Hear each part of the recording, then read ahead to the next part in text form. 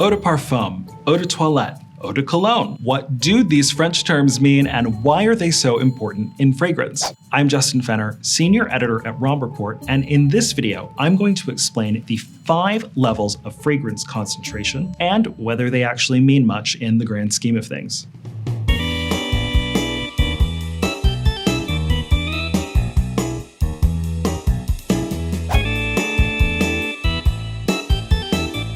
Welcome to Uncommon Scents, our series about everyone's favorite personal luxury, fragrance. The fragrance industry throws some pretty fancy sounding French terminology at you, so I thought it would be a good idea to demystify it. Not just because it's in another language, but because it can tell you a lot about what you're buying when you go and buy a new scent.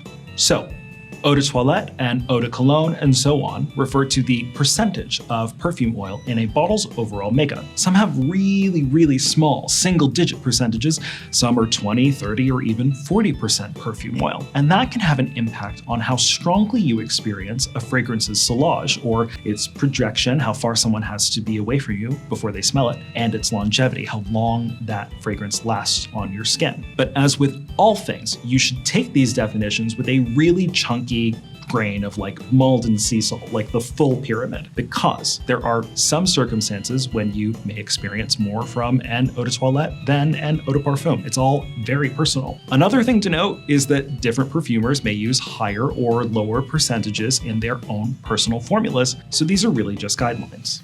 Number 1, Eau de Cologne. Eau de Cologne is the lowest level of fragrances that we talk about here on Uncommon Scents. There's actually one lower, Eau fraiche, but we're not gonna mess around with that cheap shit. Eau de Cologne takes its name from Cologne, Germany, the city that produced what is recognized as one of the first commercially available colognes, called 4711, back in the 1700s. Eau de Colognes, like Acqua di Parma's Colonia Club here, typically have 2 to 4% perfume oil, and the rest of the bottle is denatured alcohol and stabilizers and other chemical compounds that help keep the scent smelling good and help it evaporate from your skin. Number 2, Eau de Toilette. Eau de Toilettes are one notch up. Bottles like this one, Flores, number 89, will typically have anywhere between 5 and 15% perfume oil concentration, which means they'll last a little longer on your skin and project a little more strongly than Eau de Colognes. Number 3, Eau de Parfum.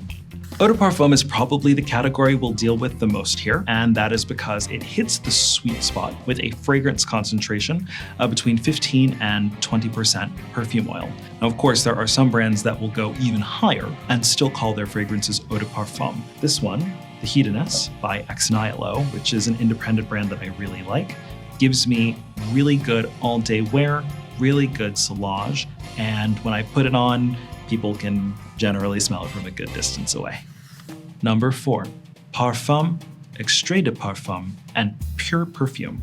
So there's Parfum, or pure perfume. Some brands even refer to this as Extrait de Parfum. These bad boys are generally between 20 and 30, and sometimes all the way up to 40% fragrance oil concentration. This is Chris Collins's Tokyo Blue. I love this fragrance because it is one of the few all-day wear, truly all-day wear fragrances that I have in my collection. I can put this on in the morning, I can just sail all the way through the entire day and still smell amazing. That is what a pure perfume or an extrait de parfum is going to do.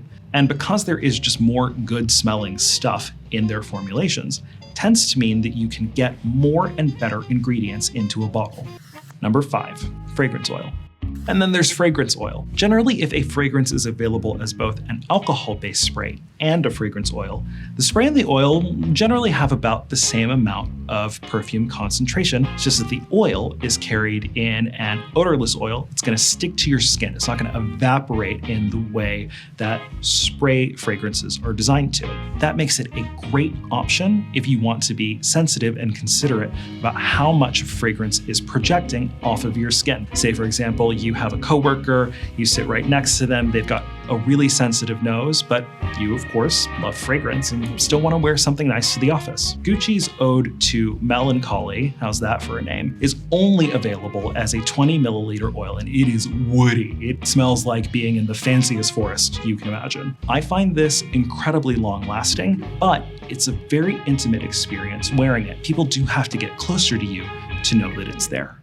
Now, when does any of this matter? To be honest, it really doesn't. I mean, if you don't mind reapplying fragrance a couple times a day, get a light, fresh, springy eau de toilette and wear the mess out of it. If you never want to reapply your fragrance, if you just want to spray it on once before you leave the house and go all day long, get a pure perfume or an extrait de parfum, give yourself a couple spritzes and be done with it. Don't think about it again until tomorrow.